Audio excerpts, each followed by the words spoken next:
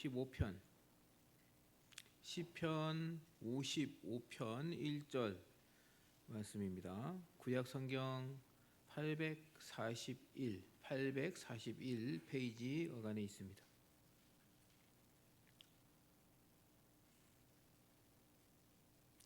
시편 55편 1절부터 16절까지 말씀을 제가 한 절, 여러분들이 한 절 교독해서 읽도록 하겠습니다. 제가 먼저 읽겠습니다. 하나님이여 내 기도에 귀를 기울이시고 내가 간구할 때에 숨지 마소서. 응답하소서. 내가 근심으로 편하지 못하여 탄식하오니 이는 원수의 소리와 악인의 압제 때문이라. 그들이 죄악을 내게 더하며 노하여 나를 핍박하나이다. 내 마음이 내 속에서 심히 아파하며 사망의 위험이 내게 이르렀도다. 두려움과 떨림이 내게 이르고 공포가 나를 덮었도다. 말하기를 만일 내게 비둘기같이 날개가 있다면 날아가서 편히 쉬리로다. 내가 멀리 날아가서 광야에 머무리로다. 셀라. 나의 피난처로 속히 가서 폭풍과 강풍을 피하리라 하였도다. 내가 성 내에서 광포와 분쟁을 보았사오니 주여 그들을 멸하소서. 그들의 혀를 잘라버리소서. 주하로 성벽 위에 두루 다니니 성중에는 죄악과 재난이 있으며 악독이 그 성에 있고 압박과 속임수가 그 거리를 떠나지 아니하도다. 원수가 아니라 원수일진데 내가 참았으리라.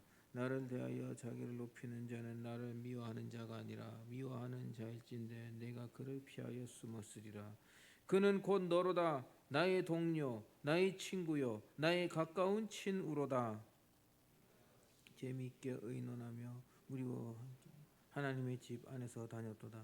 사망이 갑자기 그들에게 임하여 산채로 스올에 내려갈지어다. 이는 악독이 그들의 거처에 있고 그들 가운데 있음이로다. 같이 있습니다. 나는 하나님께 부르짖으리니 여호와께서 나를 구원하시리로다.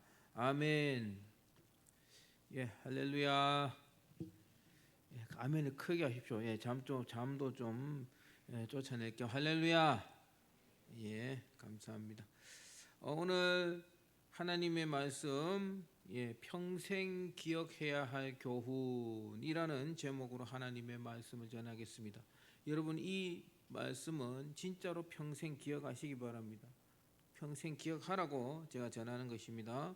오늘은 제가 사부 예배, 청년부 예배에서 설교하는 마지막 예배가 될 것 같습니다. 다음 주에는 이제 우리 박성민 전도사님이 설교하시고 이제 마무리하겠죠, 한 해를. 그리고 새해 첫 주는 담임 목사님이 하실 것이고 또 새로 오시는 1청년에 담당하시는 황호돈 목사님께서 1월 둘째 주부터 설교를 하게 될 것 같습니다. 예정은 그렇습니다. 그래서 이제 오늘 제가 마지막 설교인 만큼 여러분이 인생에서 가장 중요하고, 저는 실제적인 걸 좋아하는 사람입니다. 저는 원론적인 거, 이론적인 거 별로 안 좋아합니다. 물론 중요하지만 제 성향상 저는 실제적인 걸 좋아하는 사람이에요. 그래서 실제적인 교훈을 여러분들에게 좀 주는 그런 말씀을 전해야겠다라는 마음이 들었습니다. 그리고 기도하는 중에 시편 55편을 선택하게 되었습니다. 물론 이제 오늘 성탄주를 앞둔 주간이고 성탄주일이고 웬만하면 성탄에 대한 설교를 해야 되겠지만 성탄에 관한 설교는 12월 25일 본 예배에 꼭 참석하셔서 꼭 말씀 들으시고 은혜 받으시기 바랍니다. 평생 기억해야 할 교훈, 이 무엇일까? 여러분이 예수를 믿는다면 이 교훈을 평생 기억하셔야 됩니다. 그게 뭐냐? 답부터 말씀을 드리겠습니다. 사람을 믿지 말고 하나님을 믿어야 한다. 사람을 의지하지 말고 하나님을 의지해야 한다. 사람을 신뢰하지 말고 하나님만 신뢰해야 한다라는 것입니다. 왜 그런가? 사람은 변합니다, 여러분. 사람은 언제든지 변합니다. 사람은 상황에 따라 변하고 생각에 따라 변하고 환경에 따라 변하고, 그리고 또 사람은 아무리 나를 끝까지 사랑해 주는 사람이라고 할지라도 내 부모님은 나를 배신하지 않겠지. 그러나 그 부모는 언젠간 세상을 떠나게 된다는 것입니다. 오직 변하지 않는 분은 하나님밖에 없습니다. 여러분 시편 55편은요 다윗이 극심한 죽음의 공포와 스트레스, 고통 속에서 하나님께 부르짖는 시편입니다. 다윗이 이렇게 고백을 하고 있습니다. 비둘기와 같이 날개가 있다면, 비둘기와 같이 날개가 있다면 도망가고 싶다. 그런 말씀 아니겠습니까? 6절 7절 제가 한번 읽어드리겠습니다. 제가 띄우진 않았는데, 나는 말하기를 만일 내게 비둘기같이 날개가 있다면 날아가서 편히 쉬리로다. 내가 멀리 날아가서 광야에 머무리로다. 셀라. 비둘기와 같이 날개가 있다면 이 모든 현실을 떠나서 광야로 도망가고 싶다라고 고백합니다. 다윗이 얼마나 지쳐 있는지 알 수 있죠. 다윗이 누굽니까? 골리앗을 돌멩이 하나로 때려잡은 용사 중에 용사 아닙니까? 사울은 천천히요, 다윗은 만만히로다. 전쟁터에만 나가면 항상 승리했던 그런 용사 중에 용사입니다. 이런 강인한 사람이 비둘기가 되어서 날아가서 도망가고 싶다, 이런 감상적인 소리를 하고 있는 것이죠. 왜 다윗이 이렇게 지쳐 있을까? 왜 이렇게 다윗이 낙심해 있을까? 다윗의 상처는 원수가 아니라 가장 가까운 친구의 배신이었다는 것입니다. 동행하며 하나님의 집에 올라가던 그 사람이 나를 배신했다는 것입니다. 어릴 적부터 나와 함께 놀며 나와 정말 이 의논을 하고 삶을 나누고 하나님의 앞에 나가서 성전에서 예배를 드리고, 그리고 또 전쟁터에서 목숨 걸고 죽음의 위기를 넘나들며 사산을 넘나들며 싸웠던 그 전후, 그 친구이자 전우가 자신에게 등을 돌렸다는 사실이 다윗의 마음을 산산히 부수고 있는 것입니다. 이 배신은 다윗을 더욱 깊은 절망으로 몰아넣고 있다는 것입니다. 여러분 지금까지 살아오면서 배신이란 거 당해보셨습니까? 배신이란 거 한번 당해보셨습니까, 여러분? 여러분들이 지금 20대죠. 나이가 좀 많이 드신 분은 30대 정도 될 텐데, 몇몇 어른들 빼고는 다들 그럴 텐데요. 여러분들이 지금까지 당해본 큰 배신하면 사귀던 남자친구가 변심했다거나, 사귀던 여자친구가 다른 남자하고 눈이 맞아가지고 배신감을 느꼈다거나, 그 정도겠지. 아니면 조금 더. 물론 그것도 여러분들의 마음을 굉장히 지치게 만들 수 있을 것입니다, 여러분. 남자들 같으면 군대 가 있을 때 내 사귀던 여자친구가 고무신을 거꾸로 신었다 하죠. 그런 일도 있을 수 있고. 그런데 여러분, 다윗은 지금 그런 정도의 배신이 아닙니다. 생사를 같이 했던 그 친구가 나를 배신해서 나의 목을 노리는 원수가 되어 있는 것입니다. 그 친구가 나를 죽이려고 내 목을 따려고 지금 원수와 손을 잡고 자기를 치고 있는 겁니다. 그런데 그 원수의 대장은 누굽니까? 원수의 대장은 자기 아들이요. 자기 아들 압살롬이라는 거예요. 와, 이런 일을 다윗이 겪고 있습니다. 상상도 할 수 없는 고통이죠. 그럼에도 다윗은 다른 곳에서 해결책을 찾지 않고 오직 하나님께 시선을 돌리고 있습니다. 17절에서 저녁과 아침과 정오에 내가 탄식하며 부르짖습니다 라고 고백하며 하나님께서 자신의 기도를 들어주시고 구원해 주실 것을 확신하고 있습니다. 여러분, 사람은 변합니다. 사람은 배신합니다. 그러나 하나님은 절대로 변하지 않습니다. 다윗은 이 고통을 한 단계 더, 이 고통을 통해 영적으로, 인간적으로 더 성장하고 있는 것입니다. 여러분, 이 말씀을 통해서 매우 중요하고 평생 여러분들 기억해야 할 두 가지의 영적인 교훈을 묵상해 보기를 원합니다. 첫 번째는 제가 방금 말씀드렸습니다. 첫 번째는 사람은 결코 신뢰의 대상이 될 수 없다는 것입니다. 첫째, 오직 하나님만 신뢰하고 의지하자. 같이 한번 따라해 봅시다. 시작. 오직 하나님만 신뢰하고 의지하자. 한번 다시 시작. 오직 하나님만 신뢰하고 의지하자. 아멘. 하나님만 신뢰하고 의지해야 한다는 것입니다. 여러분, 우리 교역자들 사이에서는요, 이런 말이 있어요. 별 좋은 말은 아닌데 나중에 뭐 담임 목사로 부임하면은 제일 먼저 가방 들어주러 뛰어오는 사람이 있다. 그 사람이 제일 먼저 배신한다. 뭐 그런 말이 있어 사실. 근데 뭐 좋은 말은 아닌데, 제가 전도사 때 처음 제가 전도사 사역을 시작했을 때 제가 이제 중고등부를 맡았습니다. 중고등부를 맡았는데 그 교사들 중에 저를 진짜 좋아하는 권사님이 있었어요. 그 장로님 부인인데 저를 너무 좋아했어. 그냥 제 설교를 너무 좋아하면 막 항상 저를 칭찬하고 어디 가서든지 그냥 임 목사님, 죄송합니다, 임 전도사 설교 너무 좋아. 그리고 자기 아들이 초등학교 6학년인데 중고등부 예배 데려와가지고 제가 설교할 때만 앉혀놓고 그랬어요. 근데 그분이 다리를 절었거든요. 이 좀 장애가 있는 분이었어요. 제가 항상 그분을 태워줬습니다. 그 집까지. 내가 뭐 장로님 부인이라서 잘 보이려고 태워준 게 아니라, 그때 그런 게 어디 있어요? 제가 27살짜리 초임 전도사가 그런 잔머리가 어디 있습니까? 그냥 순수하게 불편하신 분이고 장애가 있으신 분이고, 제가 매일 정말 주일 예배 마치고 태워드리고 새벽기도 운행을 했거든요. 제가 방학 때 새벽기도 운행하면은 항상 그 권사님 집까지 모셔드리고, 한 5, 6km 떨어져 있는 곳인데요.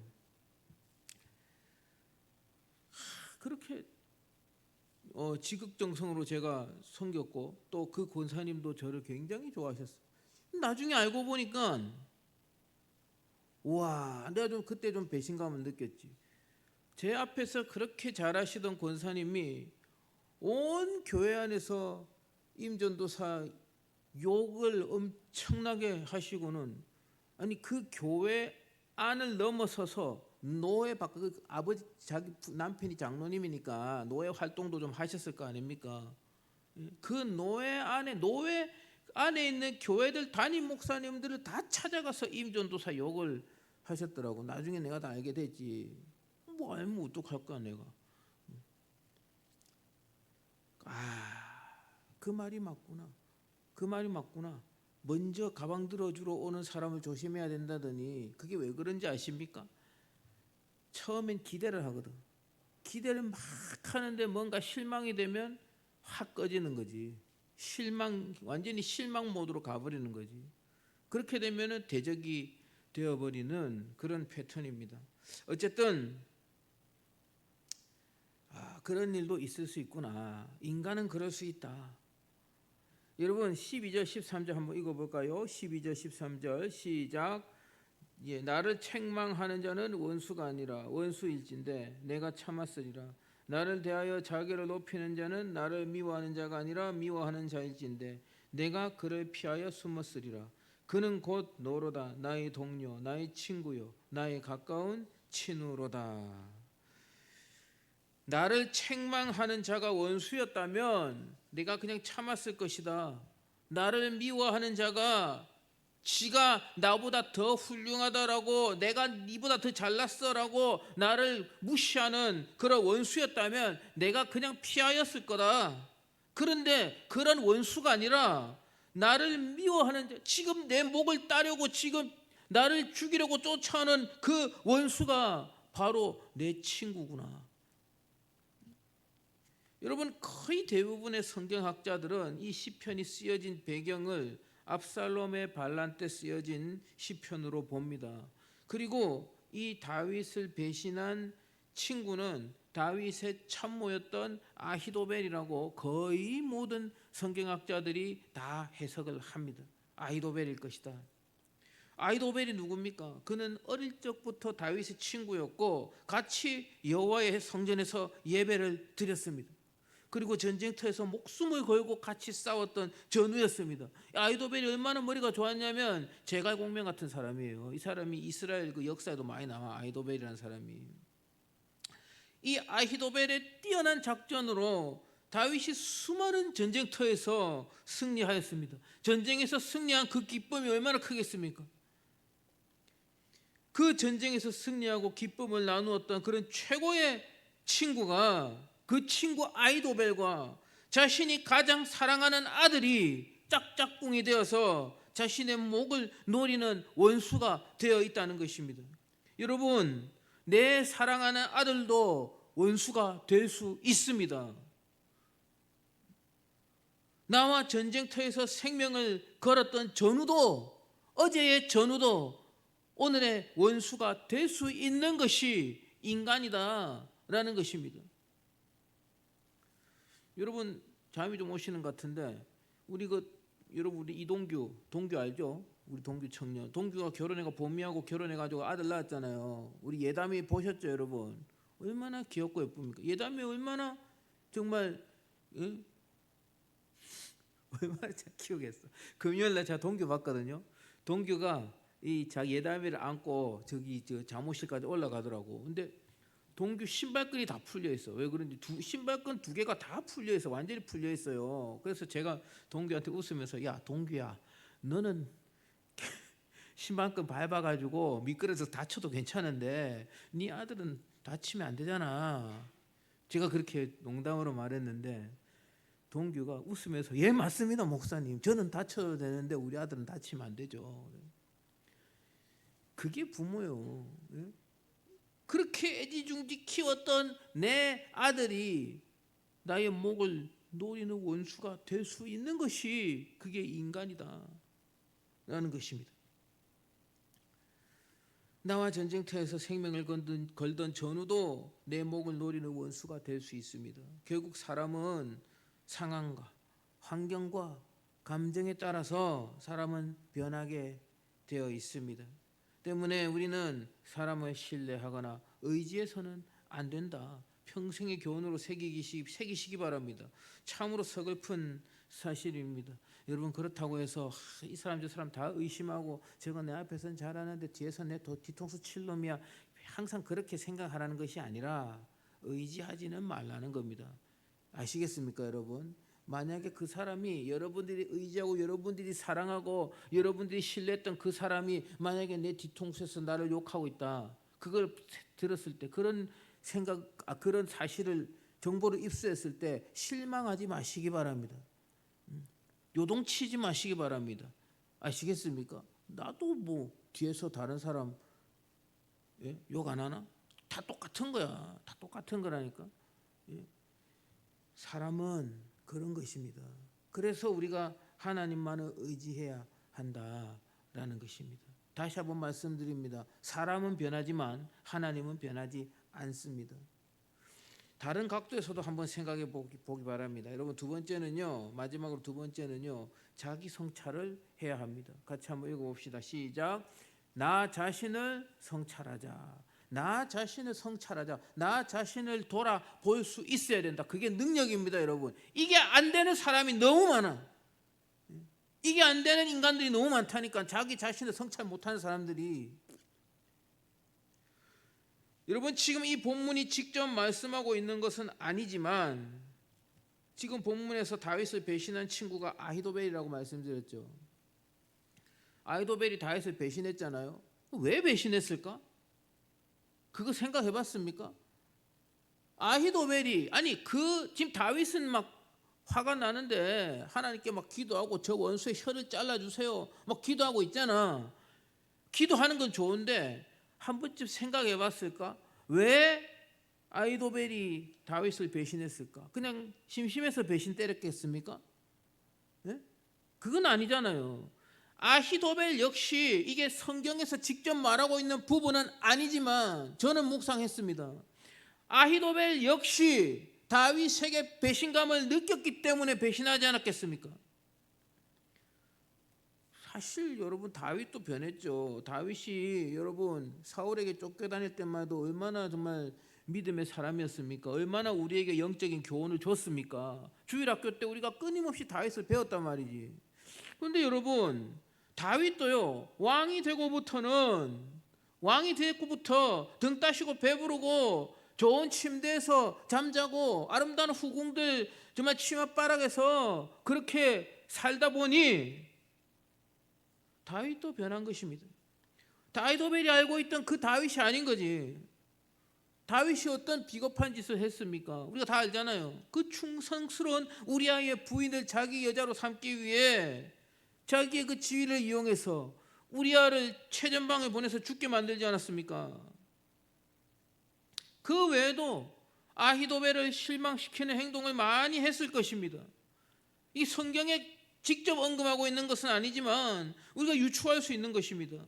다윗도 변했기 때문에 아히도벨이 배신을 했을 확률이 굉장히 많습니다. 아히도벨이 아닐 수도 있지만 어쨌든 그 평생의 친구이자 평생의 전우가 배신한 데는 그 나름대로 이유가 있지 않겠습니까? 여러분, 다른 사람도 바뀌지만 나도 바뀔 수 있어. 아시겠습니까? 이해가 됩니까? 나도 바뀔 수 있다. 여러분들의 친구도, 여러분들의 사랑하는 사람도 여러분을 배신할 수 있지만 여러분도 배신자가 될 수 있는 겁니다. 그래서 여러분들의 친구가 배신했을 때, 여러분들의 친구가 여러분들 뒤통수에서 욕을 하고 있을 때 분노하기 전에 분노되지, 실망되지. 그 전에 잠잠히 기도하면서 왜 저 사람이 나를 배신했을까? 저 사람이 왜 내 뒤통수에 대고 나를 욕하고 다닐까? 저 사람이 왜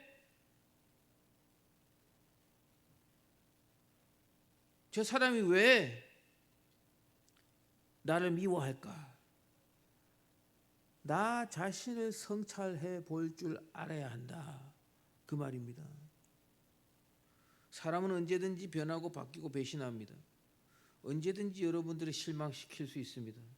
무엇보다도 나 역시도 변질될 수 있고, 나 역시도 다른 사람을 배신할 수 있고, 나 역시도 다른 사람 입장의 배신자가 될 수 있습니다. 배신의 원인을 제공할 수 있다라는 것입니다. 사랑하는 청년 여러분, 혹시 사람 때문에 실망하거나 사람 때문에 낙심하고 있습니까? 낙심한 적이 있습니까? 배신을 당해서 분노하고 실족한 상태입니까? 원래 인간은 그런 존재입니다. 사람은 신뢰할 대상이 아니라 이해해주고 사랑해주고 때론 속아주고 때론 품어주고 그렇게 해야 합니다. 여러분들 부모님들 지금 어릴 적에 한 번도 안 속여봤습니까? 어릴 적에 여러분들 부모님 한 번도, 나는 우리 부모님에게 거짓말 한 번도 안 했어요. 손들 수 있습니까, 여러분? 부모님들이 사실은 속아준 거야. 속아준 거라니까. 다 보여. 그렇지 않습니까? 속아주는 거라니까. 그게 인간이야. 압살롬이나 아히도벨 같은 그런 최악의 배신은 아니라고 할지라도 나 역시도 누군가에게 그런 상처를 줬을 수 있습니다. 나 역시도 남을 배신할 수 있습니다. 나 자신도 믿을 존재가 안 됩니다. 어쨌든 오직 우리가 믿는 하나님만이 우리가 영원히 믿고 신뢰하고 의지해야 할 존재입니다. 영원히 변하지 않고 영원히 우리를 사랑하시고 영원히 우리들과의 의리를 지키시는 그 하나님만 의지하시기를 바랍니다. 여러분, 지금까지 이제 4년 동안 제가 설교를 하면서 저에게 들은 설교 기억이 하나도 안 날 수도 있습니다. 기억이 아마 안 날 거예요. 4년 동안 설교를 했지만 그게 정상이요. 그게 정상이요. 아니, 정상은 아니지. 기억이 나야지. 정상은 아니고 말 실수고요. 어쨌든 4년을 설교했는데 진짜 여러분들 4년 동안 4년 동안 제가 풀로 한 건 아니죠. 반반 나눠서 했으니까 한 2년이라고 봅시다. 2년을 설교했다고 칩시다. 2년 동안 제가 설교를 했는데 확실하게 내 머릿속에 기억나는 설교가 한두 개 정도 있다면 성공한 거죠. 저는. 있습니까, 여러분? 한두 개 정도 있습니까? 있을 수도 있고 없을 수도 있겠지. 그런데 여러분, 이 설교만큼은 여러분들 인생에 꼭 기억이 남았으면 하는 바람이 있습니다. 사람은, 다시 한번 말씀드립니다. 사람은 타인이든 자신이든 믿지 마십시오. 오직 하나님만 믿고 하나님만 믿고 하나님만 의지하시기 바랍니다. 이 말씀의 교훈을 평생 기억하시고 머릿속에 아예 박아 놓으십시오. 머릿속에 오바로크를 치시기 바랍니다, 여러분. 이 지혜 가지고 평생 여러분들이 하나님만 의지하는 그런 지혜로운 인생을 살아가시는 저와 여러분 되시기를 주님의 이름으로 간절히 축복합니다. 한번 기도하겠습니다. 사랑하는 우리 아버지 하나님, 하나님의 은혜와 사랑에 감사드립니다.